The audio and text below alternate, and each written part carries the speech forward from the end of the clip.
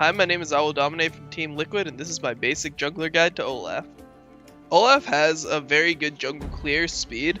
He does it well. You need blue buff on your first clear to be able to do it, but you are able to kill monsters very effectively in the jungle. Your gank is pretty good in extended lanes because with your ghosts and your axes, if you just land one, you'll probably be able to chain them down and kill them. But overall, I'd say that he's not as strong as other junglers because he's kind of hard for your team to teamfight with, and he can get kited by a lot of things if people get ahead. So even though he ganks well and his clear is good, it doesn't mean that he's a really good jungler for solo queue. On Olaf, you normally want to gank lanes that are extended so you have room to chase them down with your ghost. Normally, you want to take ghosts on Olaf and look for people that are pushed up, start ganks by ghosting at them, trying to get into auto range and use your chilling smite, and once they commit to running in a direction, that's when you start training them down with your Qs, and it makes it a lot harder for them to react to your gank if you hold your Q for a little bit and guarantee you hit it. On Olaf, you normally don't want to counter jungle too much because he doesn't have anything that makes him innately strong at it. In general, you'd rather farm your own jungle as efficiently as possible and try to mix in ganks when you can, instead of looking for their jungle. On Olaf in teamfights, your job is normally to wait for an opportunity and either try to zone the carries or kill a carry. If a carry is not getting peeled and he doesn't have shields or ways to kite you, like let's say the carry has no mobility like a Jinx or an Ashe, you normally want to just ghost ult to them and use your Righteous Glory. And normally you want to time your ult to dodge CCs, so you want to wait until there's a CC cast in your direction, or you can predict like a Jan ult or something like that, and then use your ulti and go straight for the carry, smite them, use your Q, just auto as much as you can with the extra damage from your ult, use your E on cooldown, and try to just land as many Qs as possible, and make sure you pick up your axe in team fights so that you're able to actually do a lot of damage. The champion that has the most synergy with Olaf is Sivir because she buffs your movement speed and she pretty much enables Olaf to do what Olaf does best, which is run down an AD carry and zerg them. It's just more movement speed is always good for Olaf because he just needs to get to the backline as fast as possible and kill them. And with the Sivir ult, you're able to do that more effectively than with pretty much any other champion.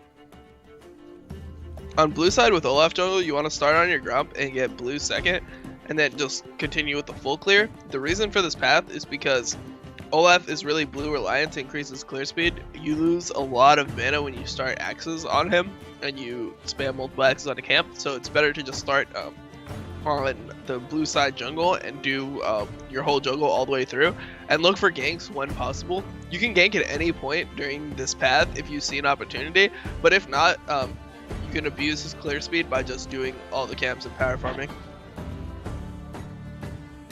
On purple side with Olaf, you want to do the same thing as blue side, where you just start on the blue side jungle and do all the camps and look for opportunities to gank when you can. You normally want to ult when the first CC comes at you so that that ability gets dodged and you also waste the cooldown on yourself, and that gives you a lot more time to chase down somebody and stick on them, rather than if you ulted at the beginning of the fight and then you lose a couple seconds where you were running at them to not do damage towards the end of the fight.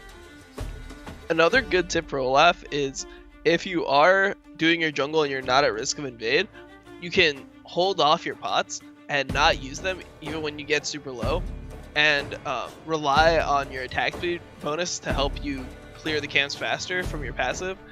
So what you can do is you can get as low as 1 or 2 bars. Don't use any pots until you're almost done with red, then smite red and pop both your pots, and then you'll be full life and you go for the gank. It's actually more efficient than if you use your pots the whole time because you'll have more attack speed, so therefore you'll heal more on your W when you're low life. So as long as you're not at risk of dying, you'll clear the jungle faster using this method. For Olaf jungle, you want to use the same rune page as Shyvana jungle, which is 15 AD, 9 armor from yellows, and CDR glyphs. For Olaf masteries, you have 2 options. You can go 21 offense, 9 defense. If you go 21 offense, 9 defense, you decide to go for standard attack damage masters, where you go cooldown reduction, all the AD masteries, blade weaving, spell weaving, executioner, dangerous game, devastating strikes, and then havoc. And then the standard 9 defense points, which is block, tough skin, unyielding, Veteran Scars, and Juggernaut. The other option is you go 9 offense, 21 defense, and you pretty much want to run that when you have a more tank role on your team and you don't have you have enough damage on your team, so your function as a tank, and that's where you only go 9 offense to get the Martial Mastery. And once you have that, you just go full 21 defense, spreading points as you choose. But I like to put points, at least 3 points into the resistance, the magic resist mastery, and then 1 point into evasive.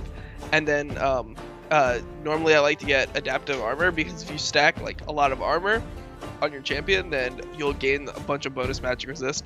So early game it's not that intuitive because you're putting your points into magic resist, but as the game goes on, armor is normally an easier stat for Olaf to get, because you're going to get tabbies and like frozen heart and things that aren't magic resist related. You just want to have the evasive to take less damage from AoE spells. On Olaf, you want to start Q at level 1, W at level 2, E at level 3, and then max out your Q first, E second, and W last, getting your ult at every level you can. For item build on Olaf, you normally want to go Cinderhulk as a jungler. Cinderhulk and tabbies are extremely core because you don't need tenacity on Olaf, and tabbies are super efficient. Then you want to go for Righteous Glory if possible. It's a super strong item for Olaf because it synergizes well with what you want to do, which is chase people down, and it also slows them, which makes your axes easier to hit once you get close to them. And after that, you just want to go normal tank items like Spirit Visage, Frozen Heart, and Thornmail. That's been my basic jungler guide to Olaf, and check out my other guides at lawclass.com.